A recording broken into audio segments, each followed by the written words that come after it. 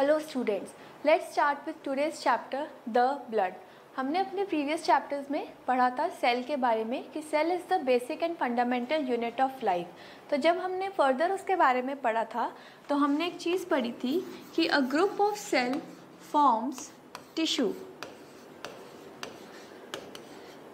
तो ये है हमारा आज का टॉपिक, टिश्यू। तो टिश्यू का एक एग्जाम्पल है blood. So blood is a fluid connective tissue. अब इसे फ्लूइड क्यों कहा गया है? इसकी फ्लूइडिटी की वजह से। ब्लड एक लेमैन टर्म है जो बहुत इजीली नोन है आप सबको। तो ये एक जगह से दूसरी जगह पे फ्लो कर सकता है, that is why it is called as fluid and it is called as connective tissue because it connects various parts of organs to one another. जो ब्लड है वो पूरी बॉडी में फ्लो करता है तो वो वेरियस ऑर्गन्स को आपस में कनेक्ट करता है, that is why it is called connective and tissue because it is formed of different types of cells. आज हम ब्लड के बारे में डिटेल पढ़ेंगे कि वो कौन कौन से सेल्स हैं, ब्लड के अंदर कौन कौन से स्ट्रक्चर्स प्रेजेंट होते हैं, ब्लड कैसे, उसके जो सेल्स हैं वो किस तरीके से बनते हैं, ये सब हम आज के लेक्चर में पढ़ने वाले हैं। Now what would be the table of content for today's lecture? Today we'll have an overview of the circulatory system. So what does this circulatory system mean? Circulatory system के बारे में आपने पहले भी पढ़ा होगा कि circulatory system वो सिस्टम है जिसकी वजह से ब्लड जो है वो पूरी बॉडी में फ्लो करता है। तो blood is a part of circulatory system. अब system is form by group of organs. तो बहुत सारे ऑर्गन्स मिलकर एक सिस्टम बनाते हैं, हमने पिछले चैप्टर में भी पढ़ा था। तो उनमें से एक सिस्टम है सर्कुलेटरी सिस्टम, और जिस टिश्यू के बारे में आज हम पढ़ रहे हैं ब्लड, वो इसी का एक कॉन्स्टिट्यूएंट है। Next we will read about blood. Now blood has plasma number 1 and the formed elements number 2। तो ब्लड के अंदर जब हम उसके कॉन्स्टिट्यूएंट्स पढ़ेंगे तो हम प्लाज्मा के बारे में पढ़ेंगे और हम उसके फॉर्म्ड एलिमेंट्स के बारे में पढ़ेंगे। फॉर्म्ड एलिमेंट्स का मतलब होता है वो सेल्स जो कि ब्लड में प्रेजेंट हैं। तो उन सेल्स का नाम है एरिथ्रोसाइट्स, जिन्हें हम आरबीसी भी कहते हैं। ह्यूमन ब्लड ग्रुप्स में आपका blood group A B O, जो एक अलग से अपने आप में एक बहुत बड़ा टॉपिक है। And the next is leukocytes, जिनके हम डब्ल्यूबीसी भी कहते हैं। आज की क्लास में हम कवर करने वाले हैं प्लाज्मा एंड एरिथ्रोसाइट, इसको डिटेल में पढ़ेंगे। नाउ एज हमने अभी बात की थी पिछली स्लाइड में सर्कुलेटरी सिस्टम के बारे में, तो सर्कुलेटरी सिस्टम के 3 मेन कंपोनेंट्स हैं। दीज आर द ब्लड, जो सर्कुलेटिंग मटेरियल है जिसके बारे में हम आज पढ़ने वाले हैं। The second one is heart which is the pump of this circulatory system. इस ब्लड को हार्ट के थ्रू ही पंप किया जाता है so that it can travel throughout the body system. The next is blood vessels. Blood को heart से ले जाने वाली जो चीज़ें हैं दैट आर ब्लड वेसल्स। तो टोटल जो हमारा सर्कुलेटरी सिस्टम है, इट इज़ लाइक कि जो हार्ट है वो मोटर का काम करती है, जिसका काम है वाटर को पंप करना। यहाँ हार्ट का काम है ब्लड को पंप करना। जो वाटर है जा रहा है पाइप्स के अंदर, वो पाइप्स है हमारी ब्लड वेसल्स और वो वाटर है हमारा blood. So these are the 3 components of circulatory system. The blood itself, उसको पंप करने वाला है हार्ट, एंड द नेक्स्ट उसको कैरी करने वाला है ब्लड वेसल्स। नाउ अगर हम पुराने टॉपिक के बारे में बात करें तो there is a cell, a single cell. इस सेल को आगे मल्टीप्लाई करने के लिए, ग्रोथ के लिए, रिपेयर के लिए, बीइंग वो कोई भी चीज़ है, उसको न्यूट्रिएंट्स की ज़रूरत है। अब ये सेल की हमने प्रॉपर्टी पढ़ी थी कि इट इज़ सेल्फ रेप्लिकेटिंग। एक सिंगल सेल से खूब सारे सेल्स बन गए हैं, आप इस डायग्राम में अच्छे से देख सकते हैं। पिछली स्लाइड में सिंगल सेल था, उसको न्यूट्रिएंट्स मिले, उसको जो उसकी चीज़ें उसे ज़रूरी है ग्रो करने के लिए वो न्यूट्रिएंट्स उसको मिले, तो सेल जो है वो यूनिसेलुलर से मल्टी सेलुलर हो गया, इसने सेल्फ रेप्लिकेट कर लिया। इसके बाद भी ग्रोथ तो वो कर गया है, लेकिन अपनी प्रॉपर फंक्शनिंग के लिए उसको फिर से न्यूट्रिएंट्स चाहिए। ऐसा तो नहीं है कि एक बार वो अगर अपनी प्रॉपर शेप में आ गया है तो उसके बाद उसको कोई भी न्यूट्रिएंट की ज़रूरत नहीं है। So what happens is these nutrients from the external environment enter into the cell. ये जो न्यूट्रिएंट्स हैं ये ये जो न्यूट्रिएंट्स हैं ये टिश्यूज़ के अंदर एंटर करती हैं। तो ये जब इंटरनल एनवायरनमेंट में एंटर करती हैं then they enter each cell.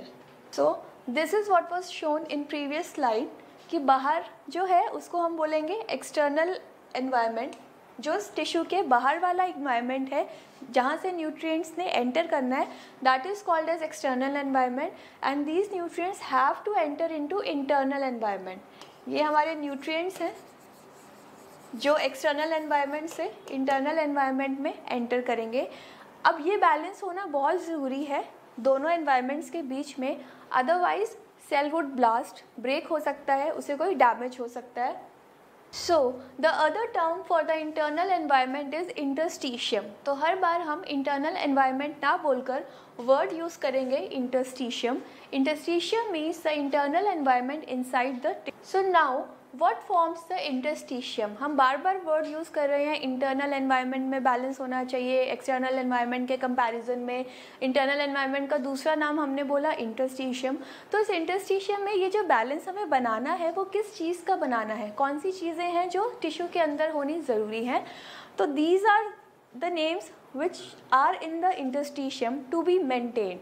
तो हमारा इंटरस्टिशियम किन किन चीज़ों से बना हुआ है। First and foremost water, that is H2O. The second one is glucose. Then we have lipids, amino acids, vitamins, minerals, oxygen. So these are the main things. इसमें से glucose याद रखना है and water जो है वो main constituent है. This has to be remembered by you. Then the next, ये तो है जो चीज़ें, जो essential चीज़ें आपके लिए ज़रूरी हैं. The next is pH.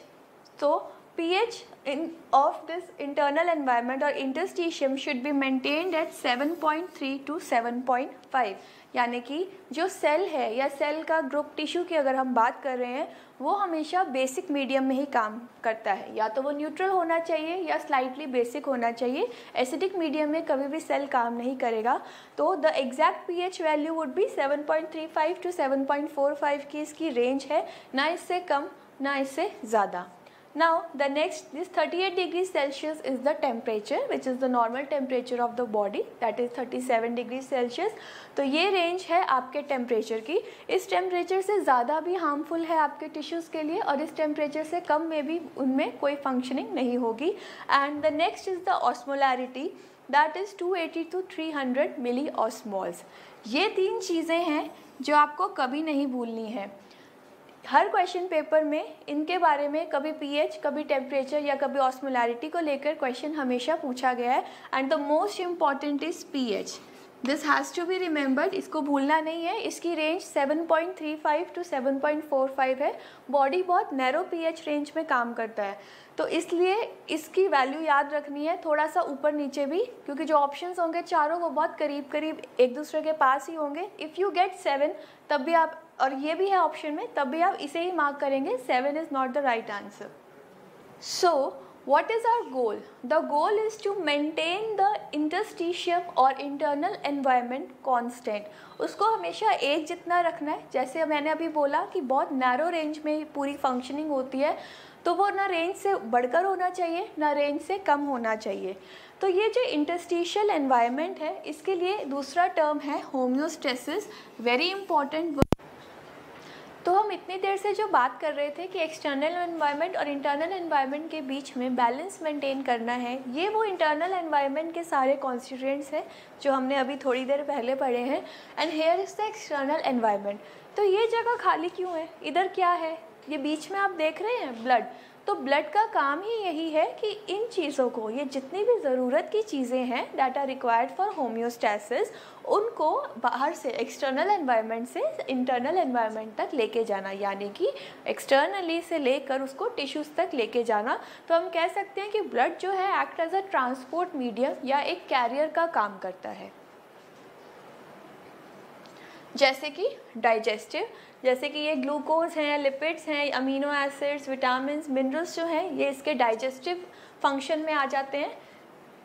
Now the next is respiratory, oxygen को अंदर तक लेके आना, कार्बन डाइऑक्साइड को बाहर लेके जाना, ये भी एक फंक्शन है ब्लड का।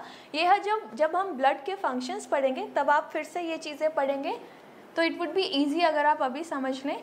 Then the next is urinary. Urinary here means waste products को, जो मेटाबॉलिक वेस्ट है उसको बाहर लेकर आना टू मेंटेन कि वो अंदर सेल में रहकर उसे डैमेज ना करें। Then the next is endocrine and neural.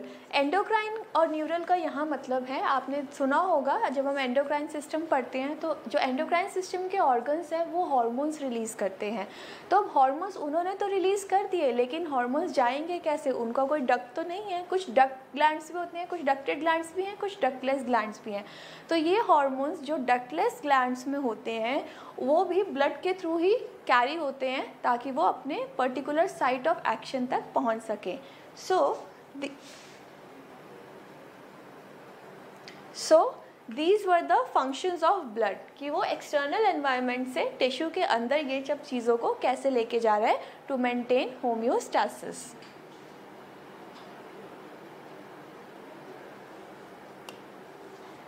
So as अभी हमने बात की कि हम फंक्शंस ऑफ ब्लड के बारे में जब हम पढ़ेंगे, so the primary function of the blood is transportation, जो कैरियर का काम करता है। तो ये क्या ट्रांसपोर्ट करता है? हमने इस तरफ जितने भी कॉन्स्टिट्यूएंट्स पढ़े थे like oxygen, glucose, amino acids, fatty acids हैं, विटामिन हैं, मिनरल्स हैं, उन सब को ट्रांसफ़र करने का काम जो है, उन सबको अपनी जगह पे ट्रांसपोर्ट करने का काम जो है वो है ब्लड का।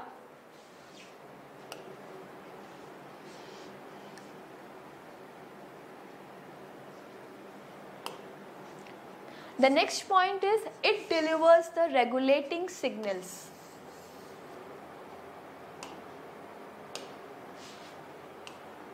It delivers the regulating signals. Regulating signals से यहाँ जो हमने इसका एंडोक्राइन फंक्शन पढ़ा था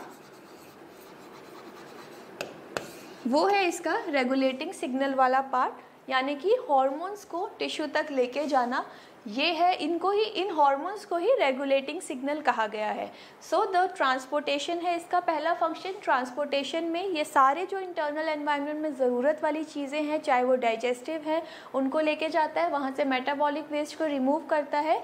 and the second most important function is the transport of regulating signal, that is hormones from the site of their formation to the site of their action. Now the third point is it collects the waste product. अभी हमने पढ़ा it collects the waste products from tissue cells and delivers it to the special organs for disposal. जो भी lungs है, it collects the waste products from the tissue cells and delivers it to the special organs for their disposal. तो इसने metabolic waste cell से collect तो कर लिया, लेकिन अब ये ब्लड उसको लेकर तो नहीं घूम सकता पूरी बॉडी में। So it has to give it to a special organ जो इन प्रोडक्ट्स को निकालने के लिए स्पेशलाइज्ड है, जिनका काम ही यही है। ब्लड वहाँ तक उस वेस्ट प्रोडक्ट को लेके जाएगा। तो इसमें जो ऑर्गन्स हैं that are kidney and lungs. Lungs है वो कार्बन डाइऑक्साइड के फॉर्म में निकालेगा, एंड किडनी जो है वो यूरिन के फॉर्म में जो वेस्ट प्रोडक्ट है उसको बॉडी से रिमूव करेगा। So summarizing the primary function of blood is transportation. Transportation the life supporting materials जो homeostasis के लिए important है, being it oxygen, being it carbohydrates, glucose, amino acids, fatty acids. Second one is it also transports the regulating signals, यानी कि hormones, वो जिस organ में या जिस ग्लैंड में बने हैं वहाँ से उनको जहाँ एक्शन करना है, जहाँ उनका काम है, वहाँ तक ट्रैवल जो वो करते हैं, दे travel through blood. And the third is जो मेटाबॉलिक वेस्ट इसने कलेक्ट किया है उसको वहाँ से ट्रांसपोर्ट करके जो किडनी है, लंग्स हैं, उन ऑर्गन्स तक लेके जाता है, so that our body can get rid of them.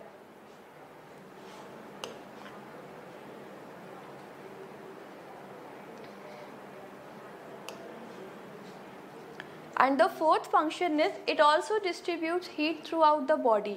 अब ये हमारी बॉडी में हीट आई कहाँ से? ये हीट जनरेट कैसे हुई? तो हमारी बॉडी में जब हमने सेल के बारे में पढ़ा था, सेल में माइटोकॉन्ड्रिया के बारे में पढ़ा था, तो हमने एक चीज़ पढ़ी थी ऑक्सीडेटिव मेटाबॉलिज्म। हमने बहुत सारी साइकिल्स का नाम भी पढ़ा था, जैसे कि ग्लाइकोलाइसिस है, टीसीए साइकिल है, यूरिया साइकिल है, बहुत सारी मेटाबॉलिक रिएक्शंस के नाम हमने पढ़े थे। तो जब भी बॉडी में या सेल के अंदर मेटाबॉलिक रिएक्शंस कैरिड होते हैं तो उनके साथ एटीपी जनरेट होता है, एनर्जी जनरेट होती है। सो जब भी एटीपी जनरेट होते हैं या एनर्जी जनरेट होते हैं तो साथ साथ हीट का प्रोडक्शन भी होता है। अगर अब एक ही bound structure, cell is a bound structure, तो अगर उस बाउंड स्ट्रक्चर में बहुत सारे अगर रिएक्शंस कैरिड हो रहे हैं और हीट प्रोड्यूस हो रहा है तो एक टाइम के बाद, एक लिमिट के बाद that cell would get damage. लेकिन नहीं, ऐसा नहीं होता। तो वो जो हीट भी प्रोड्यूस होती है हमारी बॉडी में during different reactions, chemical reactions, तो वो हीट भी जो है वो ब्लड जो है उसको पूरी थ्रू आउट द बॉडी उस हीट को ट्रांसपोर्ट करता है। अब वो हीट को ट्रांसपोर्ट करने का मतलब ये है कि हमने जो 38 डिग्री सेल्सियस वाला अभी पॉइंट पढ़ा था इससे पहले कि टेम्परेचर को मेंटेन करना है, वो टेम्परेचर रेगुलेशन इसी तरीके से होता है जब ब्लड जो है वो हीट में पूरे इक्वली डिस्ट्रीब्यूट कर देता है बॉडी में heat. So, the next function of blood is protection. After transportation, we'll read about its second function, that is protection. So, special components of the blood patrol the whole body. तो blood के कुछ अंदर special cells हैं, special components हैं जो कि पूरी body में ट्रैवल करते हैं। Patrol means here travelling, they travel throughout the body. अब वो ट्रैवल करके करते क्या हैं, जो भी हमारे ब्लड में अनवांटेड सब्सटेंस है या अनवांटेड मटेरियल है, माइक्रो ऑर्गेनिजम्स के अगेंस्ट फाइट करते हैं। तो ये जो सेल कंपोनेंट्स हैं, जो ब्लड के सेल्स हैं जो पूरी बॉडी में ट्रैवल करते हैं, वो क्या करेंगे, जो भी हमारी बॉडी में unwanted substance like micro organisms हैं, या जैसे हमने जो लाइसोसोम का फंक्शन पढ़ा था सेल में, वैसा ही सेम इनका फंक्शन है कि हमारी बॉडी में ट्रैवल करेंगे and they would fight against the invaded micro organisms and cancerous cells. तो इस तरीके से ब्लड हमारे को दूसरा फंक्शन सर्व करता है, that is protection. The first one is transportation of various products, may be useful products को लेके जाना एंड मेटाबॉलिक प्रोडक्ट्स को रिमूव करना जो वेस्ट प्रोडक्ट्स हैं, and the second one is protection. So अब ब्लड को पढ़ने के लिए, ब्लड के कॉन्स्टिट्यूएंट्स को पढ़ने के लिए ये एक सैम्पल लिया गया है। The blood is withdrawn, human body से ब्लड को विड्रॉ किया गया है और उसे सेंट्रीफ्यूग किया गया है। ये एक मशीन है जो आपका सैंपल है उसको रोटेशंस देती है। तो उस रोटेशंस के बाद इस तरीके से आपको देखने को मिलेगा जब आप ये एक्सपेरिमेंट परफॉर्म किया जाएगा कि ब्लड का कुछ पार्ट जो है, ये लाइट कलर का पार्ट जो है ये तो ऊपर रह गया है एंड दिस रेड कलर का पार्ट जो हैवी पार्ट है वो नीचे बैठ गया है। सो अब इसमें है क्या, ये जो आप लाइट कलर का पार्ट ऊपर देख रहे हैं which constituents the 55% of the whole blood, that is called plasma. तो plasma is a part of blood जो कि ये लाइट कलर का आपको दिख रहा है एंड ये जो बीच में आपको वाइट कलर की एक सिंपल सी लेयर दिख रही है that is a buffy coat, उसका नाम है बफी कोट। और जो नीचे ये रेड कलर का आपको दिख रहा है ये है एरिथ्रोसाइट्स। यानी कि जब हमने स्टार्टिंग में पढ़ा था तो हमने पढ़ा था कि ब्लड में उसके प्लाज्मा होते हैं। ब्लड के अंदर दो कंपोनेंट्स हैं, प्लाज्मा एंड ब्लड सेल्स। तो प्लाज्मा जो है वो 55% कोट करता है ब्लड का और ब्लड सेल्स जो हैं वो 45% बनाते हैं ब्लड का। तो ये 55% के बाद जो ये 45% बच जाता है जो कि ब्लड सेल्स बनाते हैं, उन ब्लड सेल्स में भी हम 3 तरह के ब्लड सेल्स पढ़ेंगे, RBCs, WBCs एंड प्लेटलेट्स। तो ये जो मेजर पोर्शन है it is form by RBCs, that is erythrocytes. RBCs और एरिथ्रोसाइट्स एक ही बात है। और जो ये बफी कोट है it is form by leukocytes and blood platelets. तो ल्यूकोसाइट्स मीन्स WBC, यानी कि 55% इज़ फॉर्म बाय प्लाज्मा। इसके बाद जो आपको एक बफी कोट दिख रहा है 1% buffy coat, it is formed by WBCs and platelets and the rest major portion is formed by erythrocytes or RBCs। तो सेंट्रीफ्यूग जब हम करते हैं इस सैंपल को, इस टेस्ट ट्यूब में आप देखेंगे ऊपर का जो 55% है वो प्लाज्मा रह गया जो लाइट कलर का है, then there is a buffy coat which is form by WBC and platelets and the rest this red portion is form by erythrocytes which is RBCs। उसी डायग्राम को मैग्नीफाइड करके दिखाया गया है। दिस इज आपका plasma, ये आपका बीच में है बफी कोट एंड ये है आपका फॉर्म्ड एलिमेंट्स वाला part, this is plasma. The second here this is buffy coat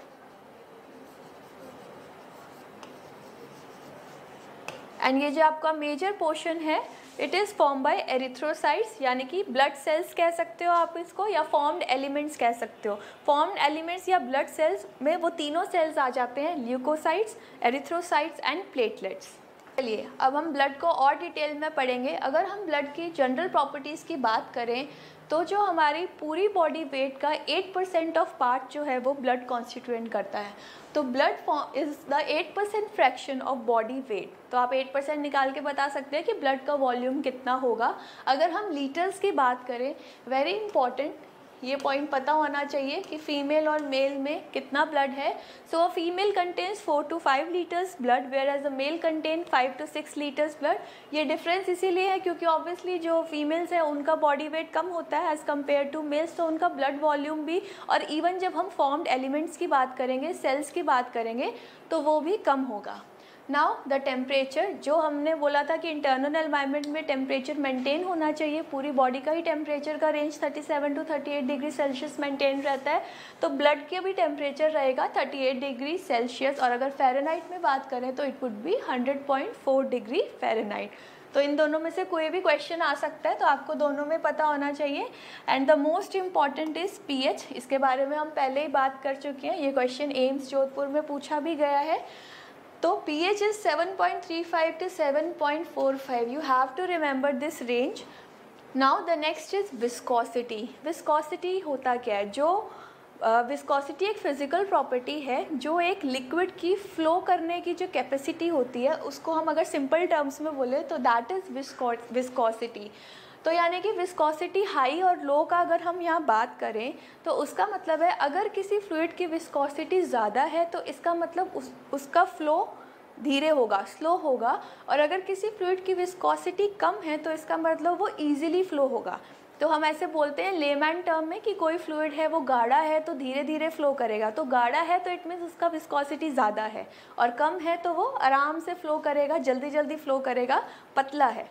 तो अगर हम वाटर से कंपेयर करें ब्लड की विस्कोसिटी, तो ब्लड की विस्कोसिटी है 4.5 to 5.5, वेयर एज उसी का अगर हम प्लाज्मा की बात करें तो इट इज़ 2.0, यानी कि प्लाज्मा जो है वो ईजिली फ़्लो करेगा एज़ कम्पेयर टू ब्लड क्योंकि उसकी विस्कोसिटी कम है। Now the next is osmolarity. You have to remember this osmolarity. आगे क्लिनिकल, जब आप क्लिनिकल सब्जेक्ट्स पढ़ते हैं तो वहाँ भी आपको इसकी मेंटेनेंस की ज़रूरत पड़ेगी। तो osmolarity is 280 to 300 milli osmoles. ये भी इम्पॉर्टेंट क्वेश्चन है याद करने के लिए।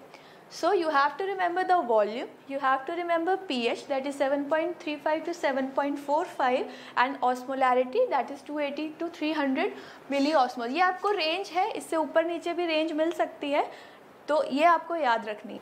So we come across a new term hematocrit। अब hematocrit क्या चीज़ है? अगर हम टोटल ब्लड वॉल्यूम में आरबीसी की परसेंटेज को अलग से निकाले तो that is haematocrit. You have to remember the word, it is haematocrit, and you have to remember कि किसकी परसेंटेज निकालनी है हमें, आरबीसी की।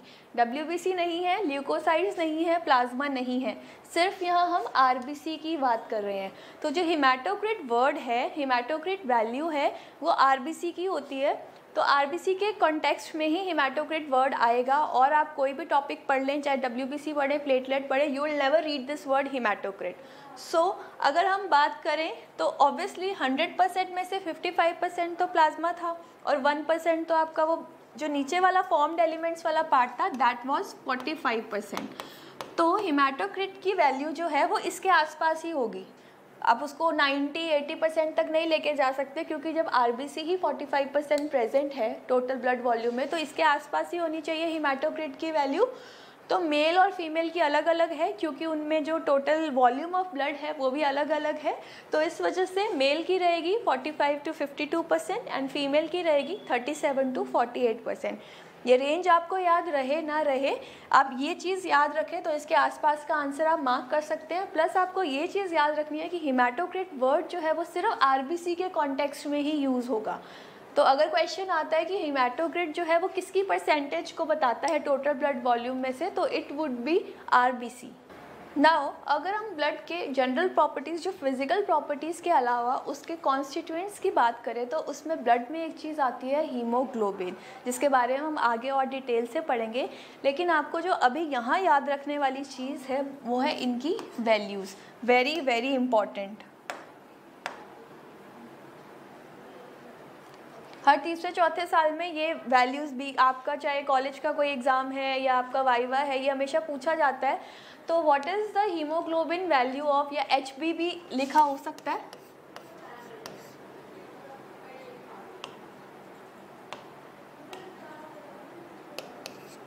HB भी लिखा हो सकता है। तो HB and haemoglobin is the same thing. तो फीमेल में कम रहता है 12 to 16 ग्राम पर 100 ml। पर 100 ml की जगह अगर ग्राम डेसीलीटर भी लिखा है तो भी एक ही बात है, यूनिट्स में कई बार चेंज होने की वजह से हम कंफ्यूज हो जाते हैं। तो 12 to 16 ग्राम पर 100 ml और पर डेसीलीटर, और मेल में ज़्यादा होगा, दैट इज़ 13 to 18 ग्राम पर decilitre. Now the mean RBC count, RBC count क्या होगा, ये भी बहुत इंपॉर्टेंट है। ये पूरी स्लाइड ही बहुत इंपॉर्टेंट है। आपको नॉर्मल वैल्यूज़ पता होनी चाहिए, क्योंकि अगर नॉर्मल वैल्यूज़ पता होंगी तभी ये ज़्यादा होगा, जो रेंज से, हायर रेंज से या लोअर यूनिट, लोअर जो लेवल है उससे कम होगा, तो आप डिजीज़ को स्पेसिफाई कर पाएंगे, डायग्नोस कर पाएंगे। तो you should know the normal range of all the formed elements या ऑल द ब्लड सेल्स। तो आपको नॉर्मल हीमोग्लोबिन पता चल गया है। अगर हम नॉर्मल RBCs की बात करें तो सबसे पहले आपको ये चीज़ याद रखनी है कि रेड ब्लड सेल्स हैं वो हमेशा मिलियंस में होंगे, जो हमारे प्लेटलेट्स हैं वो होंगे हमेशा लैक्स में, और जो हमारा WBC है they would be in thousands. तो अगर आपसे क्वेश्चन ये पूछा जाए कि कौन सा ब्लड सेल है जो अबंडेंट पाया जाता है, जो सबसे ज़्यादा काउंट है जिसका इन तीनों में से, that it would be RBC। RBCs हैं जो तीनों में से सबसे ज़्यादा है। ऑब्वियसली RBCs जो है वो मिलियंस में है, WBC लैक्स में है, सॉरी WBC थाउजेंड्स में है, एंड प्लेटलेट्स जो है वो लैक्स में है। तो अगर हम इनकी असेंडिंग ऑर्डर की बात करें, कम से ज़्यादा की बात करें, तो सबसे कम होते हैं हमारे पास WBC, उससे ज़्यादा हमारे पास होते हैं प्लेटलेट्स, और उससे सबसे ज़्यादा होंगे हमारे पास RBCs। तो अब हम इनकी नॉर्मल रेंज की बात करें तो जो नॉर्मल मेल में जो RBC काउंट रहता है वो हमेशा ज़्यादा रहता है, दैट इज़ 5.4 मिलियन पर माइक्रोलीटर, और फीमेल्स में रहेगा 4.8 मिलियन पर माइक्रोलीटर। ये 4 to 5 और 5 to 6 मिलियन भी मिल सकता है अगर हम रेंज की बात करें। So these are the exact numbers. और अगर हम प्लेटलेट की बात करें तो वो हमें मिलते हैं 1.5 to 3.5 लैक्स। तो 1,30,000 to 3,60,000। अगर हम राउंड फिगर में बात करें तो ये हैं 1.5 to 3 lakhs. And next is the WBC count. तो WBC काउंट जो हैं वो मिलेंगे 4,000 to 11,000 पर माइक्रोलीटर, तो थाउजेंड्स में है। तो आपको ये पूरी स्लाइड ही याद रखनी है। अभी हम रिवाइज करते हैं। अगर नॉर्मल हीमोग्लोबिन की बात करें तो मेल में जो हीमोग्लोबिन है वो ज़्यादा है, दैट इज़ 13 to 18 ग्राम पर डेसीलीटर, एंड फीमेल में है 12 to 16 ग्राम पर डेसीलीटर। अब हम ब्लड सेल्स की बात करेंगे तो ब्लड सेल्स में 3 तरह के हैं, WBCs, RBCs एंड प्लेटलेट्स। सबसे ज़्यादा हमारी बॉडी में जो ब्लड सेल है दैट आर RBCs, उसके बाद है प्लेटलेट्स, उसके बाद है WBCs। तो RBC का काउंट है मेल में 5.4 मिलियन पर माइक्रोलीटर और फीमेल में 4.8 मिलियंस पर माइक्रोलीटर। जो RBC काउंट है दैट इज़ इन मिलियंस। उसके बाद प्लेटलेट्स जो हैं दे आर 1.5 to 3 और 1.5 to 4 lakhs. Next is WBC, वो है 4,000 to 11,000। तो ये जो रेंज है इससे ज़्यादा होते ही, इससे ज़्यादा भी होगा तो भी आपको कोई डिज़ीज़ होगी, बॉडी में कुछ माल फंक्शनिंग होगी, इससे कम होगा तो भी कोई डिज़ीज़ होगी। तो ये ऑप्टिमम कंडीशंस है या ऑप्टिमम नंबर हैं जो काउंट आपका होना ही चाहिए बॉडी में फॉर प्रॉपर फंक्शनिंग के। अब जब हमने जो हमने सेंट्रीफ्यूज किया था तो जो ऊपर का 55% वाला पार्ट था that was plasma, 55% of blood. Volume. So अब हमने प्लाज्मा के बारे में अब हम पढ़ेंगे। तो प्लाज्मा में क्या क्या होता है। प्लाज्मा में सबसे पहला कंटेंट है वाटर। तो वाटर है 92% बाय वेट। जितना भी प्लाज्मा होगा, यानी कि अब अभी हम सिर्फ उस 55% की बात कर रहे हैं। अगर हम उसको एज अ होल लेके देखें तो उसमें जो मेजर कॉन्स्टिट्यूएंट है दैट इज़ वाटर। तो it is 92% by weight. Now the next is plasma proteins, most important. इसकी हम एक अलग से क्लास लेंगे प्लाज्मा प्रोटीन्स की। तो जो प्लाज्मा का मोस्ट इम्पॉर्टेंट कॉन्स्टिट्यूएंट है वो है उसके प्रोटीन्स। तो प्लाज्मा में जो प्रोटीन्स हैं वो टोटल 6 to 9 ग्राम है, लेकिन ये वैल्यू आपको याद रखने की ज़रूरत नहीं है। आपको इन तीनों के चारों के नाम पता होने चाहिए, स्पेशली इन तीनों के। ये आपका क्वेश्चन भी पूछा गया है यूपीपीएससी में। इन तीनों को देख के एक चौथा ऑप्शन दिया गया था कि इनमें से कौन सा है जो प्लाज्मा प्रोटीन नहीं है। तो इसमें है आपका एल्ब्यूमिन, ग्लोब्यूलिन, फिब्रिनोजन और कुछ एंजाइम्स जो डायग्नोस्टिक वैल्यू रखते हैं। डायग्नोस्टिक का मतलब कि अगर आपको कोई डिजीज़ है तो उसको डायग्नोसिस के लिए, उसको पहचान में लाने के लिए उन एंजाइम्स का लेवल कभी बढ़ भी जाता है, कभी कम भी हो जाता है। तो this stands diagnostic value, this explains diagnostic value. यहाँ आपको जो याद रखना है, ये 3 नाम याद रखने हैं कि प्लाज्मा प्रोटीन्स जो है वो है एल्ब्यूमिन, ग्लोब्यूलिन और फिब्रिनोजन।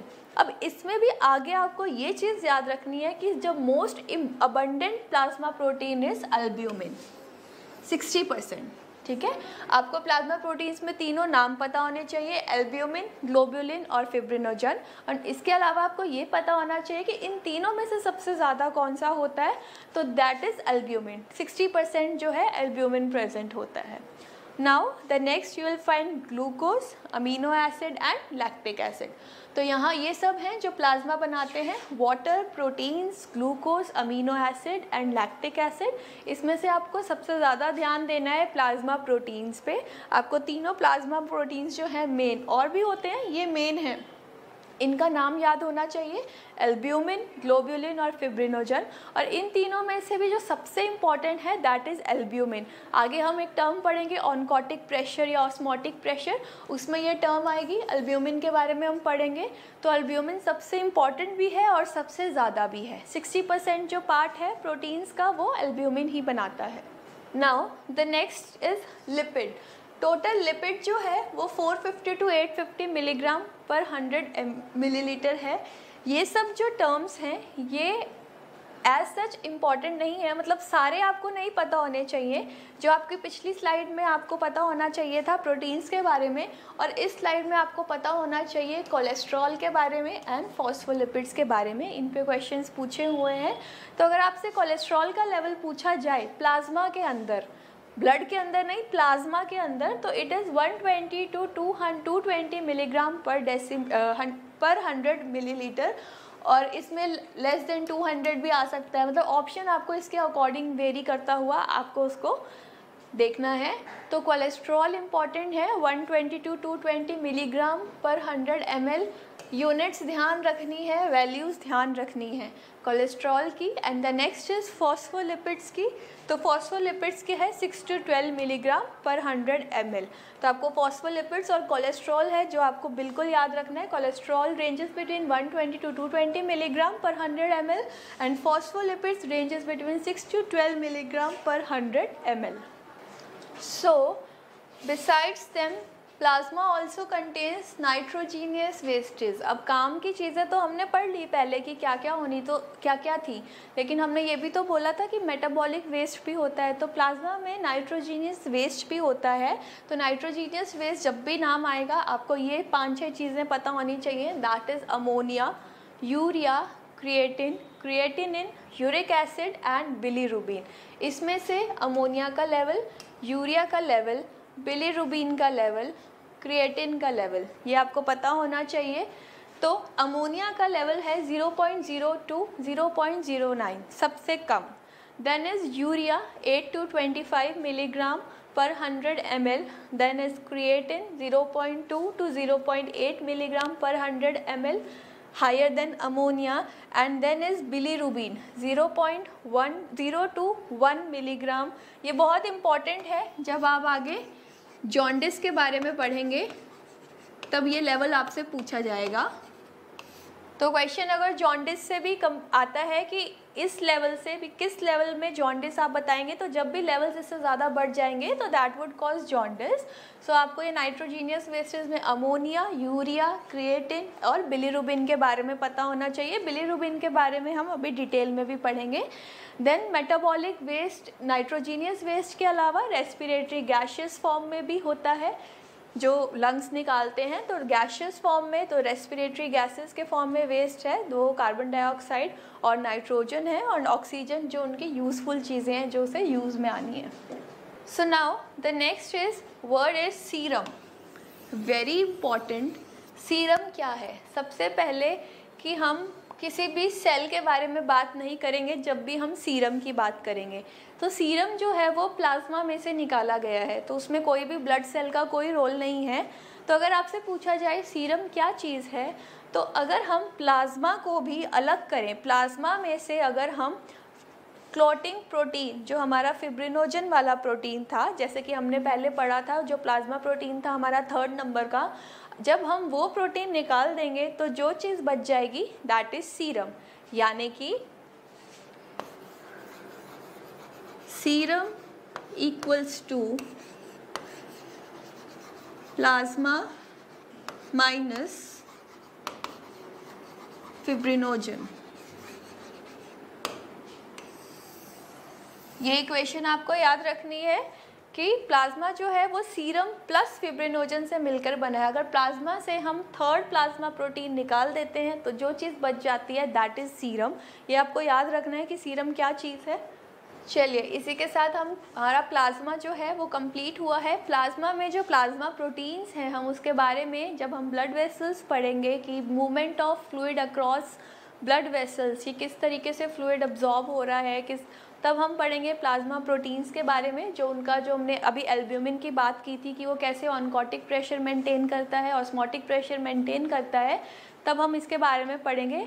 अब हम इसके सेकंड कंपोनेंट में आते हैं, जो ये नीचे रेड कलर का कंपोनेंट था, ब्लड सेल्स के बारे में।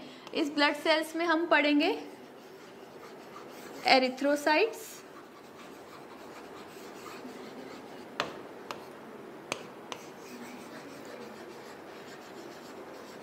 ल्यूकोसाइट्स एंड प्लेटलेट्स, तीनों के बारे में हम पढ़ेंगे।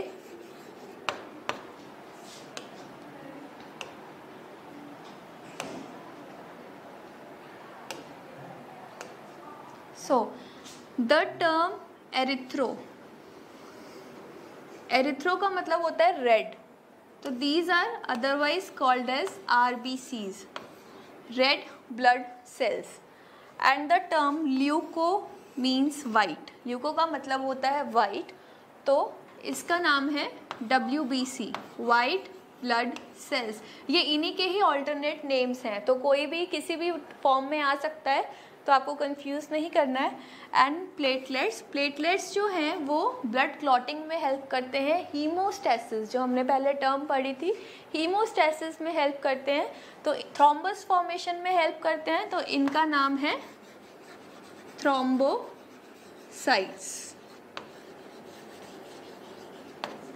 So you have 3 types of blood cells: erythrocytes, leukocytes and thrombocytes. Erythrocytes is otherwise called as red blood cell, leukocytes is otherwise called as white blood cell and thrombocytes are platelets. यही बात जो अभी हमने पढ़ी है कि 3 तरह के सेल्स हैं आपके पास, erythrocytes, platelets and leucocytes. Erythrocytes are RBCs, leucocytes are white blood cells. Leucocytes जो हैं वो 2 तरह के होते हैं, ग्रैन्युलोसाइट्स एंड ए ग्रैन्युलोसाइट्स। तो अगर हम ल्यूकोसाइट्स की अभी बात करें, अगर ल्यूकोसाइट्स की बात करें तो हमने बोला कि ल्यूकोसाइट्स है 2 तरीके के, ग्रैन्युलोसाइट्स एंड ए ग्रैन्युलोसाइट्स। तो ग्रैन्युलोसाइट्स में हमारे पास 3 टाइप हैं, that are neutrophils, eosinophils and basophils. और जो ए ग्रैन्युलोसाइट्स हैं ये 2 तरह के हैं, लिम्फोसाइट्स एंड मोनोसाइट्स। तो नाम से पता चल रहा है ग्रैन्युलोसाइट्स को ग्रैन्युलोसाइट्स क्यों कहा गया है, क्योंकि जब हम इनको माइक्रोस्कोपिकली देखेंगे तो उसमें छोटे छोटे ग्रैन्यूल्स देखने को मिलेंगे, वेयर एज ए ग्रैन्युलोसाइट्स में वो ग्रैन्यूल्स एब्सेंट होंगे। तो न्यूट्रोफिल्स, इओसिनोफिल्स और बेसोफिल्स जो हैं वो आएंगे ग्रैनुलोसाइट्स में, और एक ग्रैनुलोसाइट्स आएंगे लिम्फोसाइट्स और मोनोसाइट्स। तो आप इसको ऐसे ही याद रख सकते हैं, नवीन ने ईमान बेचा लंदन में। तो जो पहले के 3 हैं they are neutrophils, eosinophils, basophils, और जो लिम्फोसाइट्स और मोनोसाइट्स हैं वो आते हैं ए ग्रैनुलोसाइट्स में। तो इसके बाद जब हम WBCs डिटेल में पढ़ेंगे, वहाँ फिर से इस क्लासिफिकेशन के बारे में पढ़ेंगे और हर सेल को इंडिविजुअली पढ़ेंगे कि उसका क्या रोल है। तो अभी हम पढ़ेंगे एरिथ्रोसाइट्स के बारे में, यानी कि RBCs के बारे में। चलिए, नॉर्मल ब्लड स्मीयर, इसका क्या मतलब है, ये आपने अपने प्रैक्टिकल्स में जब आप कॉलेज फर्स्ट ईयर में होंगे तब परफॉर्म भी किया होगा कि एक जो ग्लास स्लाइड होती है उस पर अगर हम ब्लड का स्मीयर बनाते हैं और उसकी स्टेनिंग करते हैं स्पेशल स्टेन से, तो कुछ इस तरीके की पिक्चर हमें देखने को मिलेगी। तो इस तरीके की पिक्चर हमें देखने को मिलेगी। तो जो ये बहुत ज़्यादा है, जो क्लियर नहीं है, बहुत ज़्यादा आपको दिख रहे हैं काफ़ी, दीज आर एरिथ्रोसाइट्स। एरिथ्रोसाइट्स को हम अंदर से नहीं देख सकते ज़्यादा डिटेल में, न्यूक्लियस देख सकते नहीं देख सकते क्योंकि न्यूक्लियस होता ही नहीं है। तो एरिथ्रोसाइट्स जो है ये ज़्यादा आपको इस तरीके से क्लस्टर्स में देखने को मिलेंगे।